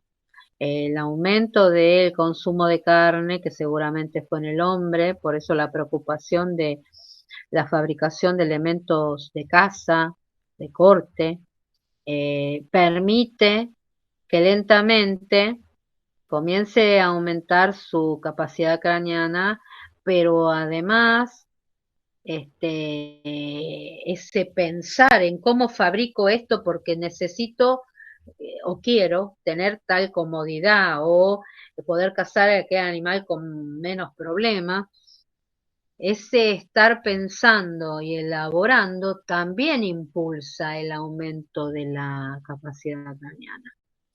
Los centros mentales que se marcan en la calota, o sea, si acá nos cortamos así el cráneo y damos vuelta, vamos a ver incisiones, no es lícito. Y esas incisiones, a los especialistas, les permite ver cuál es la capacidad que tiene ese individuo. Así podemos imaginar, es anterior a este y este anterior a aquel, ¿sí? Ahora, ustedes generalmente están viendo Habilis, Erectus y Sapiens. Desde la paleoantropología y la arqueología sabemos que el Erectus no surge de Habilis, sino que surge de otro Australopithecus llamado Sediba. Eso lo van a ver ahora cuando demos lo de árbol, ¿no? Y la capacidad del habla también está relacionada en estos cambios y adaptaciones. No cualquiera de estos individuos tiene la posibilidad de comunicarse por el habla como la nuestra, ¿no? Sino que, bueno, tienen otras formas de comunicarse. Todos los grupos de animales tienen formas diferentes de comunicarse. El habla articulada, como nosotros tenemos, surgiría con los erectus. Había algunas dudas con respecto a la estructura que tiene Neandertal, que si bien tiene una capacidad craneana mayor a la que tenemos nosotros hoy,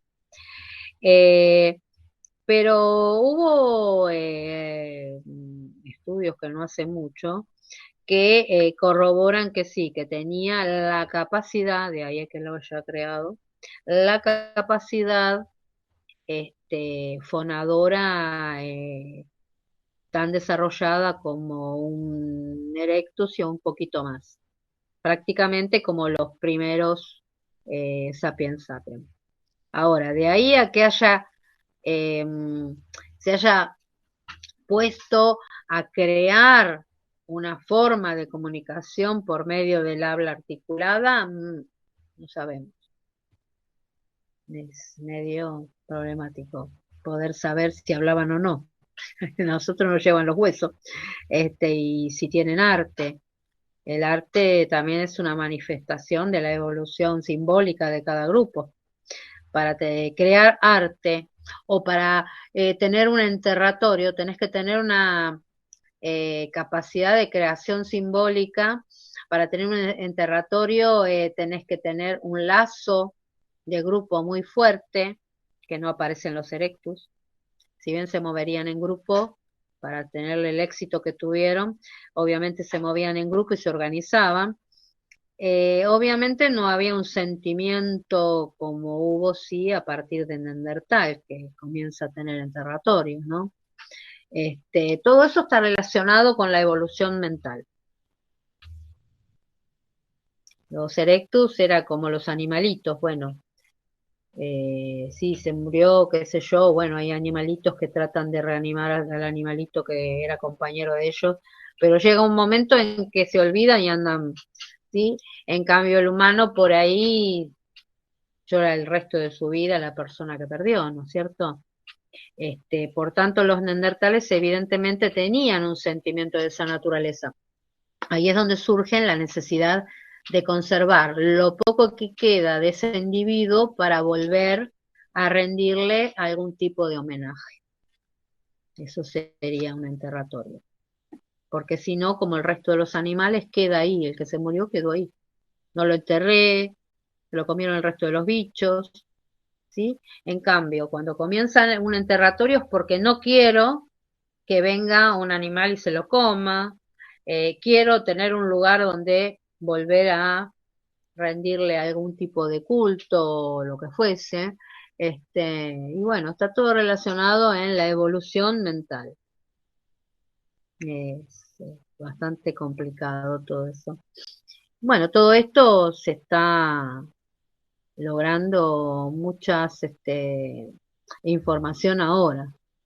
Además tiene mucho que ver la genética. La genética dio un golpe terrible a todo lo que sea investigación de evolución humana, porque podemos inclusive saber cuál fue el entrecruzamiento. Sabemos hoy día que en nuestro pool genético aparece un pool genético de un homo que aún no encontramos, que en la jerga comúnmente le decimos homo fantasma. Tenemos un conjunto de pool genético de Neandertal, significa que el Neandertal ni lo eliminamos, como decían hasta hace poco, ni se murió solo, sino que convivió con Sapiens sapiens, nos entrecruzamos y absorbimos pool genético de ellos, es necesario.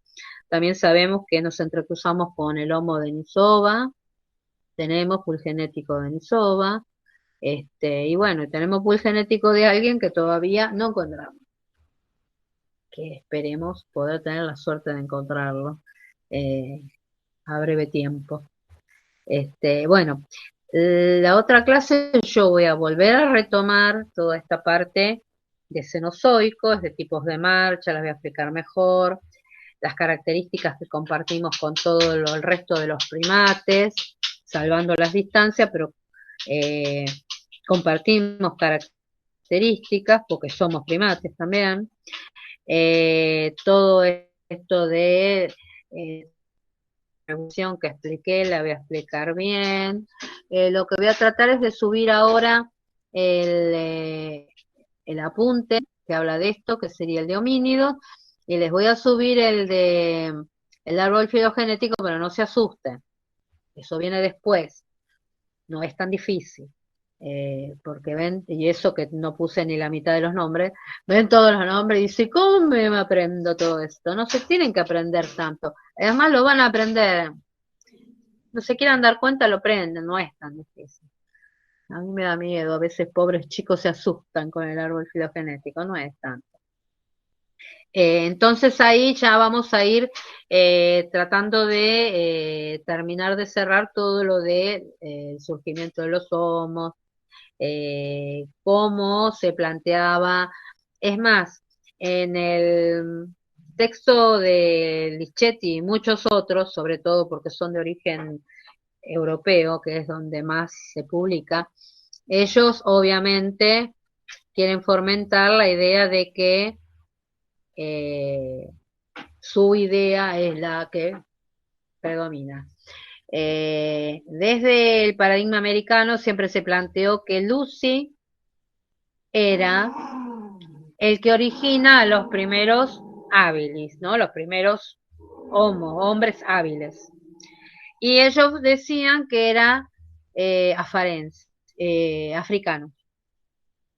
En los cuadros, por ejemplo, bueno, todavía el que está en el de Lichetti, el de la trama cultural, está el árbol filogenético europeo, en el cual sería Africanus, para ellos hasta hace poco, seguían fomentando que era Africanus el que daba origen a los primeros Homo, hasta que hubo un estudio muy particular y hubo una colaboración de algunos elementos genéticos que se lograron conservar, que fueron muy pocos, que pudieron comprobarse que no, que el paradigma americano tenía razón y que era Lucy, porque ellos seguían haciendo el otro árbol filogenético, estaban ahí en competencia.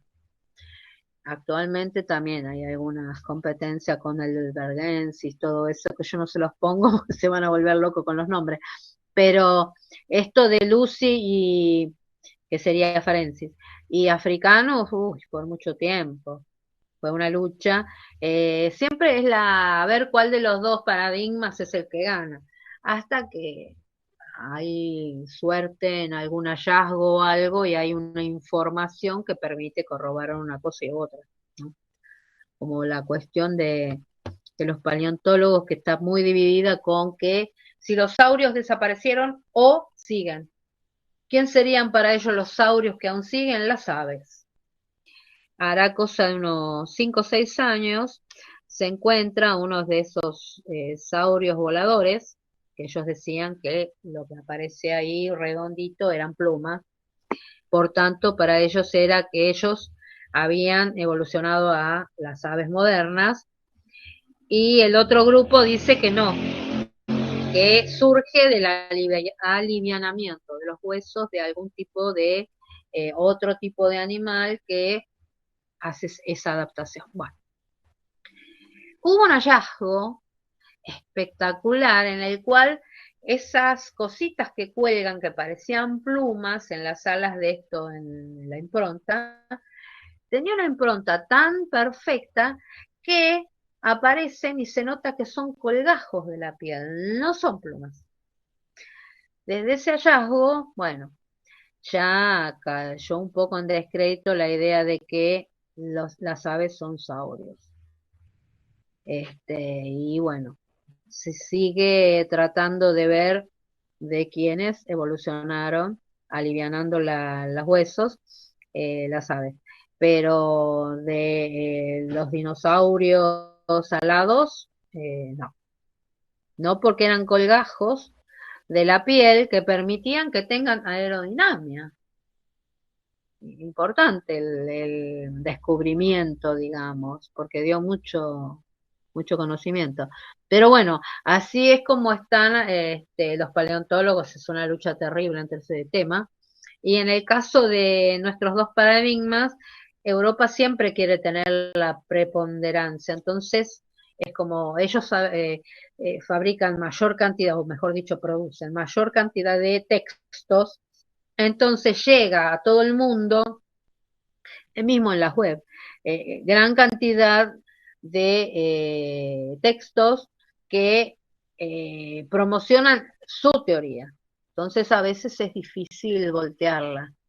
Pero bueno, en esta ganó la pulseada la orientación americana australiana. Pero bueno, es una lucha. Y ahora estamos con si se acepta o no los hallazgos de Israel. Yo no los aceptaría tampoco, porque si hay por convención que se necesitan por lo menos 3 ejemplares, digamos, ¿no? Individuos, ejemplares, porque esto es algo muy pequeño, para poder afirmar algo, o 3 fechados para afirmar que ese es el fechado, como de un solo individuo, que es un pedazo de mandíbula, ni siquiera completa, y un pedazo del otro lado del cráneo, que es esta parte, armar un nuevo individuo. Así que ahora está todo ese merengue con que si se acepta, no se acepta. Los europeos no lo quieren aceptar porque los israelíes dicen que esa es la especie que da origen al Neandertal. O sea que encima cortaría todo el otro tipo de explicación. Así que bueno, es un merengue ahora. La cuestión que casi no hay congresos. ¿Qué decía? ¿Mirta qué? El texto de Lischetti, todo este tipo de información está un poco atrasada, porque tiene tiempo. Lo que tiene de favorable es que toda la primer parte está explicado de una manera comprensible para cualquiera, hasta incluso para un chico de secundaria que le interese y quieran preparar una clase, está tan sencillo la explicación que es entendible. En cambio, el resto de los textos es un poco más complicado porque le empiezan a meter términos antropológicos, explicaciones más científicas, y el pobre tipo que no entiende, que no es del palo, como decimos comúnmente, no entiende, ¿sí? Entonces, ¿qué es lo importante de enseñar algo? Que el otro lo comprenda perfectamente. No que me aprenda todos los nombres raros y cosas. Entonces, bueno, son distintas formas de pensar la educación, ¿no? Para mí es más favorable que lo puedan aprender a partir de un discurso sencillo y no que me aprendan lo mismo con un montón de términos raros que no lo van a usar nunca, porque son netamente de la carrera. Así que bueno, uy, ¿nos pasamos? No, estamos bien. Este, ¿eh? Cualquier cosa que necesiten, si necesitan, porque no son muchos, la otra clase que volvamos a repetir todo lo de Mesozoico, me dicen, nos ponemos de acuerdo y la otra clase entonces damos Mesozoico otra vez. ¿Les parece? Porque entraron pocos, no sé si están en el Congreso del 83 o la lluvia los llevó a tener ganas de tomar mate y quedarse en la camita durmiendo y no me quieren escuchar, qué sé yo. Son temas que no son difíciles, pero si no escuchás la explicación, se tornan más difíciles de entender, porque son temas que no se manejan comúnmente, pero como ustedes habrán visto, no es una cosa difícil de entender. ¿Sí? La Profe, explicación es... Sí. una consulta. Yo la clase pasada me la perdí y el cuadro este era geológica. ¿Usted pidió fecha de entrega o algo de eso? No, yo lo Sí. mandé ya para que lo vayan haciendo de a poquito, porque si Listo. ustedes lo hacen todo junto, se les va a juntar con todo lo otro. Cambio, si ustedes lo van haciendo a medida que yo voy explicando, es como más ameno. El trabajo es hasta las corrientes de poblamiento de América. El cuadro más o menos ya lo expliqué, si quieren lo vuelvo a explicar tipo sintético para vayan viendo cómo armarlo, las veces que necesiten no hay problema. Yo lo que quiero es que aprendan cómo es un cuadro científico real.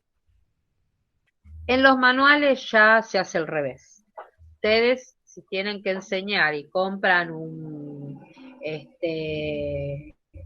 ¿cómo se llama? En Santillana o algo así, lo van a encontrar al revés. Lo adaptaron a los pibes. Pero si ustedes quieren preparar una buena clase y quieren consultar un libro científico, lo van a encontrar de abajo hacia arriba. Entonces, mi interés es que a ustedes les quede la idea de cómo es ese cuadro. Que después tengan el otro más sencillo, bueno. Pero por lo menos si alguna vez tienen que consultar un cuadro paleontológico, qué sé yo, geológico, que tengan idea de cómo es ese cuadro. Es una forma de que les quede un dato y si tienen que consultar algo, estén capacitados para hacerlo, que no les parezca una cosa extraña. Está bien. Y una última consulta. Yo le entregué los dos trabajos prácticos. No sé si los Todavía no corrigió. tengo ninguna nota, nada. Sí, Listo. leí un quichicientos de textos de un lado y del otro. Sí. Me estoy volviendo loca en secundaria, Dios mío. No, No yo por ahí lo termino mandé por mail y como, no lo vi, por eso. como no nos exigen que dividamos las notas en cuatrimestre, todavía no nos pidieron nada. Entonces no fui clasificando. Encima tengo la dificultad que no me mandan las planillas bien delimitadas, no sé. Las direcciones todavía me parece que les falta acomodarse un poco, porque antes nos mandaban directamente la planilla, si alguno ya estaba eliminado, la misma preceptora las iba sacando y te mandaba la planilla nueva, eliminé 10, ¡pum!, te mandaba. Y ahora falta todo eso. Pero bueno, qué sé yo, todo esto dificultó mucho. Lo único que, bueno, lo de las clases virtuales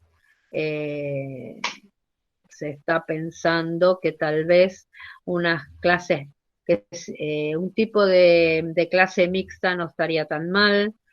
A mí me parece que va a permitir que algunas personas que no pueden concurrir al instituto puedan tener su clase y avanzar. Me parece que sería favorable, pero todavía está en elaboración a ver si va a quedar, no va a quedar. Si tal vez el año que viene es todo presencial, pero se va manejando la idea de introducir de alguna manera. Me parece que, bueno, de alguna forma la pandemia nos benefició un poco en eso, ¿no? Así que, bueno, por ahora no hay novedades de si vamos a tener presencialidad. En lo único que nos desfavorece a los docentes es esto del no tener contacto con la secretaría, el esto, el otro. No hay lista, no hay nada. Bueno, hay que perfeccionar todo este sistema. Nos cayó todo como balde de agua fría. Y yo el problema es que tengo, en secundaria tenemos los chicos del año pasado que hay que estar corrigiéndoles. Los chicos de este año que son un montón, porque hay hiperpoblación en todas partes. Y hay que ir preparando planilla de esto. Yo no sé, no dormimos ya. Nos vamos a volver locos. Y que trabajitos para los que hay algunos que no quieren las mamás que vengan. Tenemos virtuales, presenciales y los del año pasado. Tenemos 3 cursos en uno, chicos. Y bueno, y lo de la burbuja, que no te acordás si los vi, cuánto los vi a estos, qué tema les vi. Ay, Dios. No, es de locos, con secundario es de locos. Así que, no sé, tengo compañeros que ya ni duermen. Yo, bueno, estoy tratando de adaptarme. Cuando me termine de adaptar, va a venir el régimen anterior. Así que bueno, esperemos que haya un progreso con agregando algo de virtualidad a los chicos de terciario, que me parece que va a ser bastante favorable. Así que bueno, roguemos a Dios que todo esto mejore, principalmente, para que tengamos la mente un poquito más libre de esa preocupación, ¿no? Bueno, chicos, no sé, ¿alguna pregunta, algo? ¿No? Bueno, para la otra semana a lo mejor ya empiezan a tener ese cuadrito, así que vamos a hacer como hicimos hoy una síntesis rápida, terminar todo el cuadrito y vamos a avanzar nuevamente con tipos de marcha, características que hoy no di, características que compartimos con el resto de los primates. Bueno, lo de consumo de carne que permite, ¿sí? El crecimiento, por decirlo de alguna manera, de la capacidad craneana, y vamos a tratar de avanzar ya a los primeros pasos del árbol que se los voy a mandar, cosa de que se vayan asustando a poco, si no me van a matar. Falta poco, chicos. Cuando se quieran dar cuenta ya tenemos todo. Y vamos a empezar a repasar con tiempo el final. Y yo siempre hago repaso de parciales y de finales. Siempre. Porque considero que el alumno tiene que entender cómo tiene que hilvanar todos los temas, no largarlo así, ¡pum!, al rodeo. Te di esto, esto y esto. Bueno, ahora te tomo todo hilvanado. Y no es una materia, no es difícil, como habrán visto. Hasta lo más fácil, hasta lo que parece más difícil es fácil. Pero bueno, ese ensamble yo considero que se los tengo que dar.